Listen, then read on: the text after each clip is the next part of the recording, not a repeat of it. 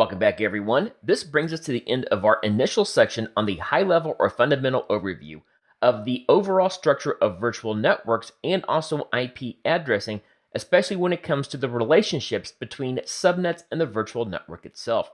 Before we move on to our next section, which will cover the fundamentals of DNS, let's quickly review what we learned and also introduce the case study that we are going to refer to at the section conclusions of this course, which will put all of our learned principles into practice. Reviewing what we learned in this section, we started off with the high-level fundamental overview of the main concepts of how Azure networking works, in which we learned that the virtual network, or a VNet, is your primary core of Azure networking, especially when working with private networking. And we also learned that Azure virtual networks are bound to a single region, which will come into play when we discuss how to create multi-regional interconnected networks both in Azure and outside of Azure later on in this course. And we also learned that the virtual network is your primary hub for a wide variety of communications, including VNet to VNet, hybrid connections, and much more as well. We then moved on to take a closer look at how IP addressing works, in which there are a number of different configurations we need to be familiar with. We learned how IP addresses are actually attached to a network interface, which is then attached to our individual virtual machine. And we also took a closer look at the relationship between an address range and a subnet within that address range on a virtual network. We viewed some of the basics of working with private IP ranges, which also includes some of the restrictions that we are not allowed to use. And then we finished off by breaking down the wide variety of IP types or configurations, which include dynamic versus static, private versus public, and basic versus standard SKU. We then moved on into a bit of an interesting topic, which is going to be another one of those ongoing themes, which is subnet delegation, which is the process Azure uses to inject an external managed service directly into your virtual network. Or in other words, a subnet will be dedicated for that external service to act as if it is an internal virtual network service, from which we also learn about the different implementation methods that vary specific to the service, which again is going to be an ongoing topic when we are discussing a variety of managed networking services later on in this course. Moving on, I want to introduce the little bit of a fun case study scenario we are going to refer to throughout the rest of this course to kind of put some of these principles in each section into practice with a fictional company we like to call Control Alt Sweets.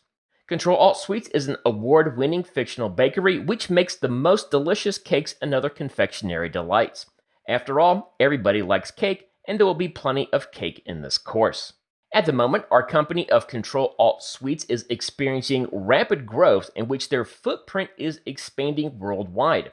As a result, they must work to increase their network presence, and at the moment, they are very interested in extending their existing on-premises networking assets into Azure in order to scale out as needed. So, based on what we've learned in this initial fundamental section, let's think about how Control Alt Suites can begin the migration process of building out their initial Azure Virtual Network infrastructure.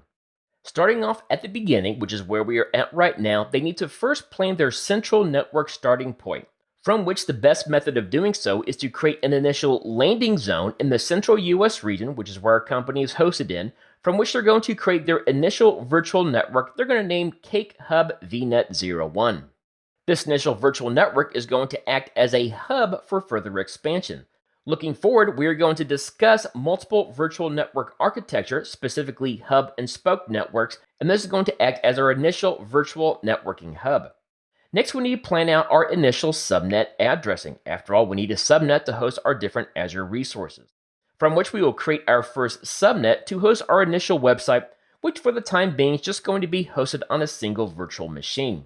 From which we learned that our subnet range of 10.0.10/24 fits inside of our network address range of 10.0.0/16. And then finally, Control Alt Suites has decided to implement the Azure Bastion service for secure access to their private virtual machines on their virtual network. Now, this course is not going to be a deep dive into the Azure Bastion service itself. However, relating back to our previous discussions in this section, we learned that Azure Bastion is one of a number of network managed services that require delegated or a dedicated subnet that only that service will be using. As a quick reminder for an exam focus, you will be expected to know which managed Azure networking services require their own dedicated subnet, and from our previous lesson, we learned that Azure Bastion is one of those services. In this case, Azure Bastion does require a specific naming convention for a subnet, which we have on the right side as well. With that, that's going to conclude our introductory section on the fundamentals of Azure networking. Let's now move on to the next section, which is going to cover another fundamental networking topic, which will be DNS, especially how it relates to Azure, and I will see you then.